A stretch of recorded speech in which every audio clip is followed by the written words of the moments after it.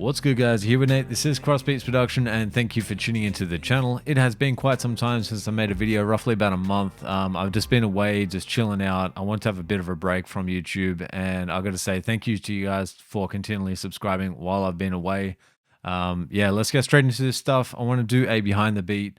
Haven't done one of these for a long time, and I feel like it's time to do that. So this is Logic Pro X. If you don't know what it is, let's get straight into this beat. I'll play that to you in just a minute. Crossbeats Production.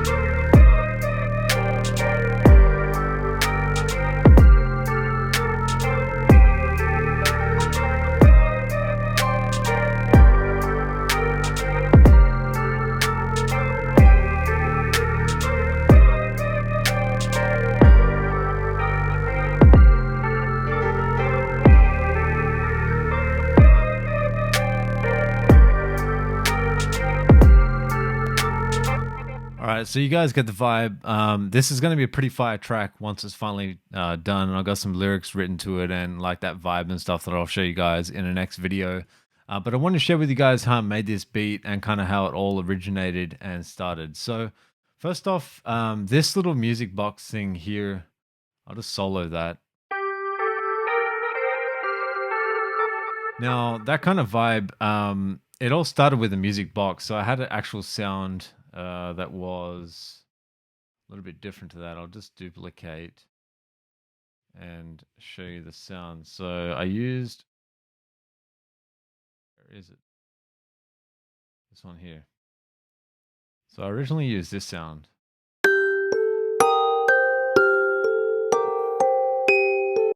It's a little bit loud. We'll just turn it down a tiny bit.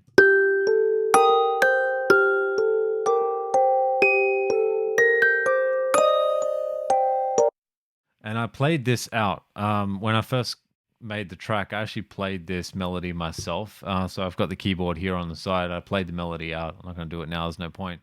But that's what I did. I played the melody out, just kind of just messing around, and it came up that melody. And that's the music box that I used. Now, when I first heard the music box, I was like, yeah, that's kind of cool. It works. It's whatever, it kind of does its thing. But anyway, I ended up deleting it. Well, I didn't delete it. I kept the MIDI. And then changed it to this other sound so that it obviously had that kind of, copy that back again, had this kind of sound.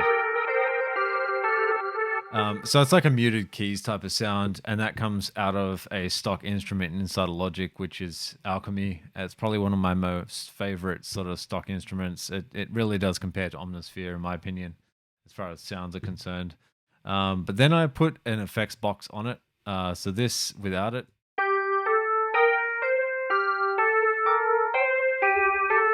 kind of bland, doesn't really have that same effect to it. Obviously, this EQ is just high passing a fair bit of the lows on the mid only channel. So I use this effect in mid side processing sometimes just to remove either the sides or the mid channel. It just really helps clear up stuff in the mix, especially with sounds like this that are very sort of omnis, like kind of just very wide, and they take up a lot of part of the mix. So I have that on there, and this effect. So how I came up with this idea was I was like, well, I need sort of more space. I just want to sound like kind of really dark and kind of, crazy kind of sounding. So I just added this in, and I just basically just add the, you can add your own sort of effects to it as you go, or remove it, whatever suits your taste from there. So yeah, so these are the effects that I added to it. So I'll just do without. And obviously it's synced to the tempo.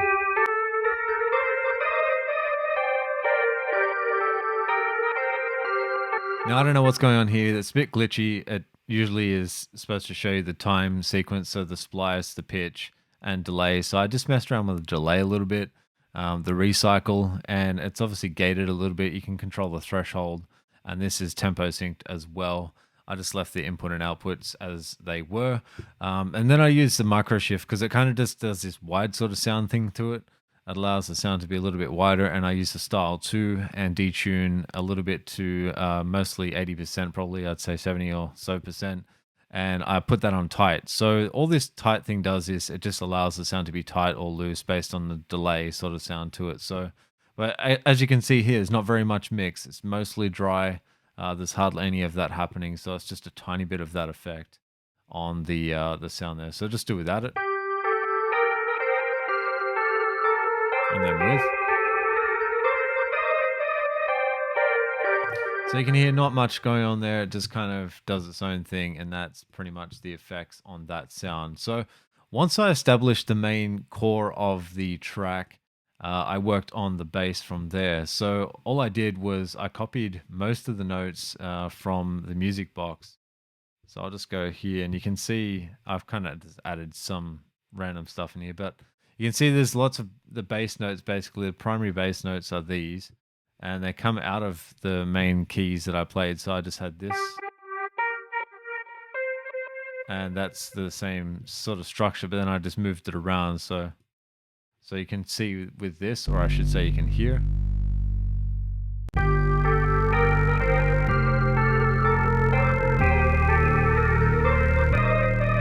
And that's the bass. So it really just, it's very simple. It's only four notes, just obviously 1, 2, 3, and 4.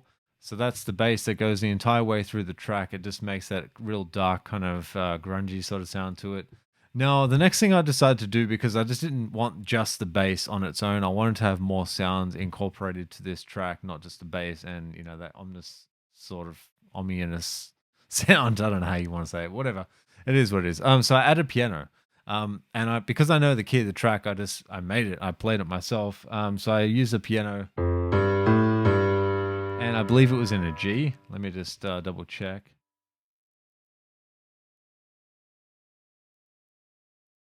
So yeah, I've got, yeah. So A, B, C.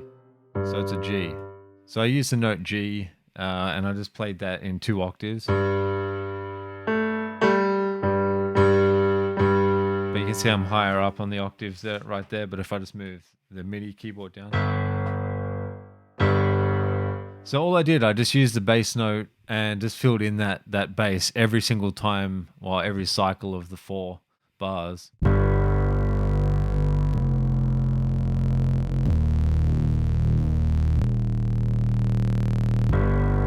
it kind of just makes that kind of like that suspense. It's really kind of cool sounding.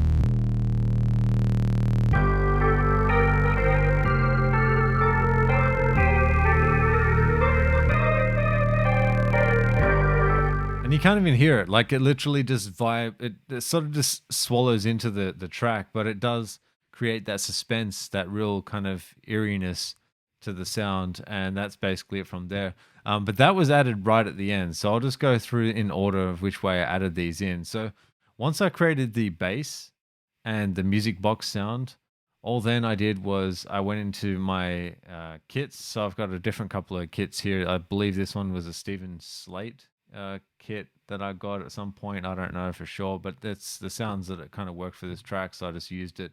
I dragged and dropped the sample in, so you can see here. Let's go into this section here. So this is the clap. I literally just followed the tempo. So I tempo sync it here, go follow tempo, and then go speed 1, obviously. And then I controlled the volume. I turned it down because most of these kind of samples are quite loud. You don't need them to be as loud as they are. So I end up just turning them down through the sampler here. So I'll just have a listen to that.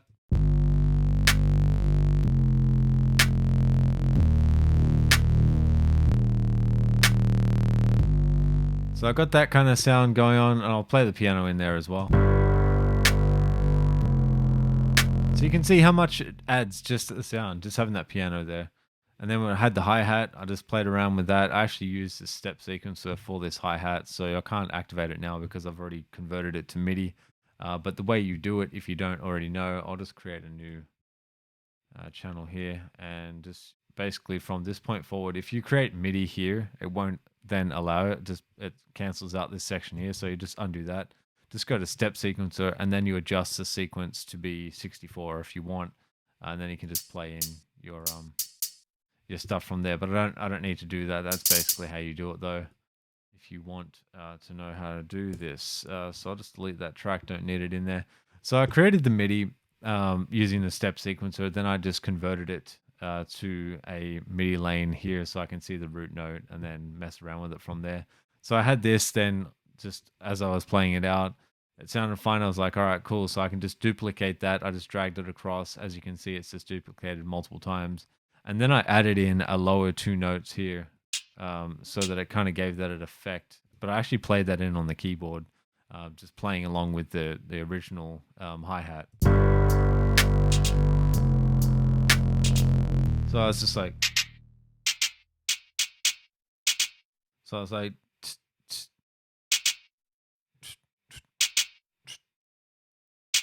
I wanted it to be like a galloping horse or something. I don't know. I just kind of just felt that vibe. So that's how it worked out.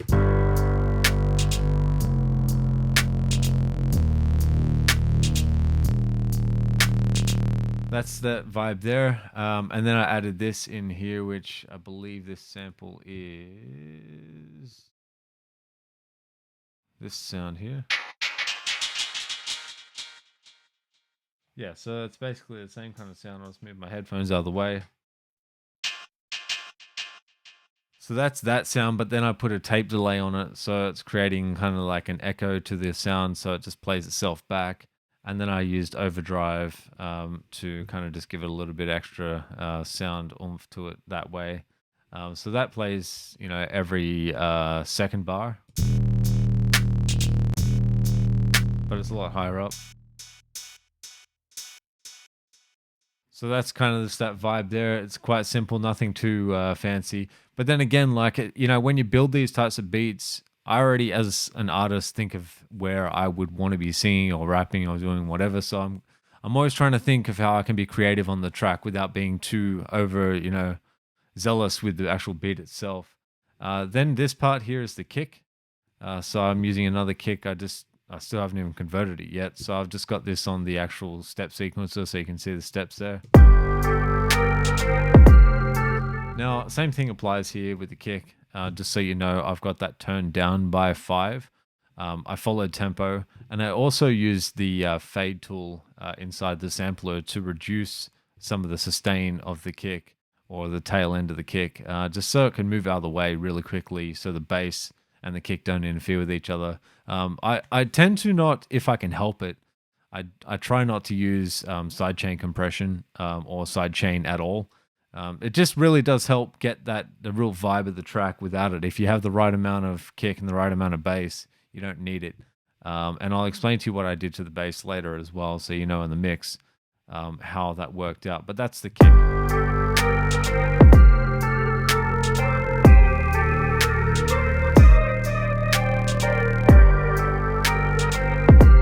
So pretty straightforward, nothing too fancy there. It is what it is there, and I'll show you the bass line so you can understand, because there's a little bit of mixing techniques on the bass that allowed it to sit right on this track, and it just gave it that sound that I wanted. Like, it really didn't have to have too much effort when I was creating it. The other thing I want you to know as well is on the final bus here, this little thing here, which is the I/O, it actually goes to a compressor that I've got, like an SSL style of compressor.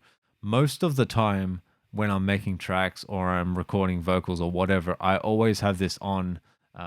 So I have analog kind of sound going to my, through my chain. But 2, it helps me clip my converters. I don't necessarily want to clip them too much, but these Orion converters, the Antelope Orion Studio that I use, it has quite good converters in it, and you can clip them slightly. And if you get into levels where you can see here it's on 0, 0, it hasn't actually gone above, but it's pushing the converters a little bit, so it's giving me a little bit of that extra volume and that sound that I like for my tracks. So anyway, so just a little bit there, but with the bass, we'll get into this. So I'm gonna play solo the kick. and the bass, and we'll just play these together.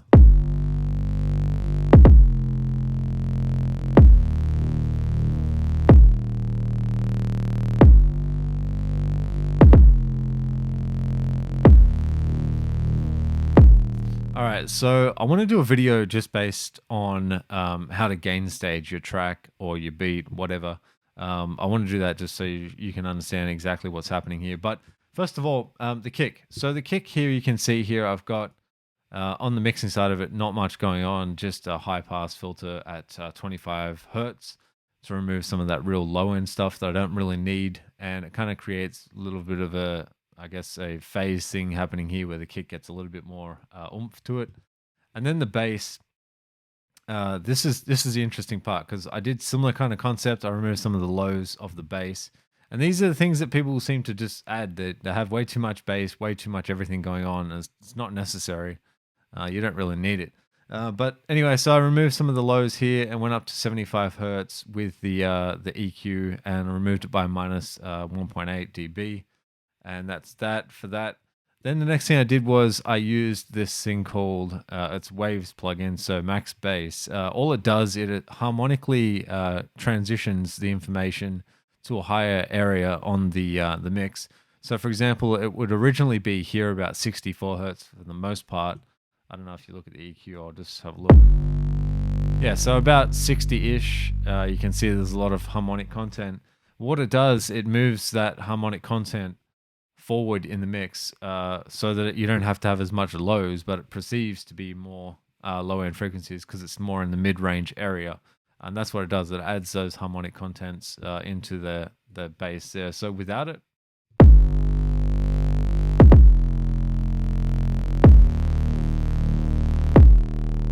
not a bad bass, not bad at all, but with it,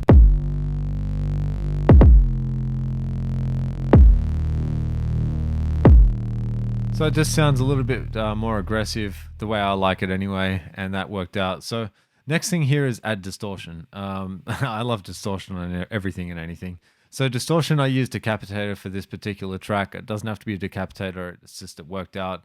I used a low cut, so it gets rid of some of the low end frequencies, and a high cut, so it gets rid of some of the high end frequencies. And then I used the drive and I punished it severely. So let's play the track with it without it. Let's go. So without first.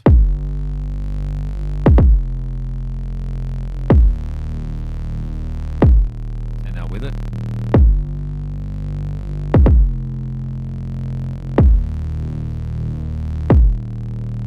Now you can see it kind of just adds that extra harmonic content that I want without it making it louder. It's just giving more aggression to it.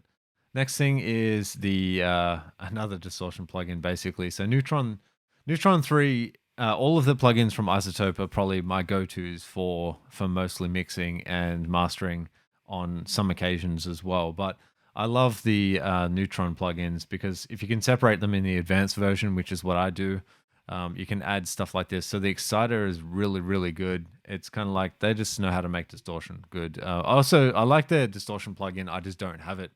I don't know why I haven't got it yet. I just really like that one. But anyway, this is the Neutron Advanced and it's the exciter. So I've just added some of the extra distortion here. So off.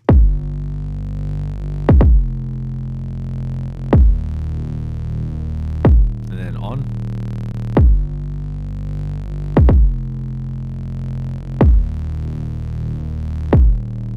Now you can see it's not doing a great deal. It's got 5.3% on the tube, and I'm only mixing about 50% in there. So I'm kind of using it in parallel, and I'm just adding a little bit on the lows as well in between the retro tape and the warm function. But again, you know, this is all going in parallel. This particular plugin is anyway. So I'm not getting too much, just an added extra benefit of that harmonic content that I want. So the trick is with bass, on most occasions you can use your bass and without pushing the lows too much, you can use distortion to bring it up in the mix, and that's exactly what I've done here, and it allowed it to have that more real aggressive tone that you can hear. So these I think these recordings, I don't know what these are. Ain't no faking. Oh. So I just messed around with some vocals here. I'll just see what they are. Ain't no faking. I done told you. We gon' make this. We gon' bang this. And I'll tell you, I'll tell you, we gon' make this. And I'll fake it. Hey, So I know exactly why I did this because I've recently started to hum or do some sort of melody to my track to help me produce the track. And I think I did that at the stage where I had the music box. I just really wanted to have this sound and I started to do the humming of the melody here. So we gon' fake it. We gon' make it. I done take it. They gon' take this. They gon' take it. see if you can hear the melody with it. No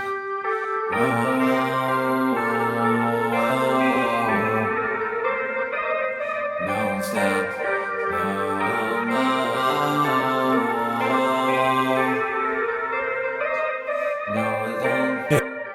So that's pretty much it. So I just used that as my structure for the beat. I just really thought, well, I can get a beat going on with this melody, and that's kind of the vibe that I wanted for the track. And it gave me the idea of where either myself or another artist could work on it if I was going to, you know. But I wanted to have this track for myself, so I created it based on this melody, and that's kind of how it forms. So let's go from the start again. Rise Beats Production.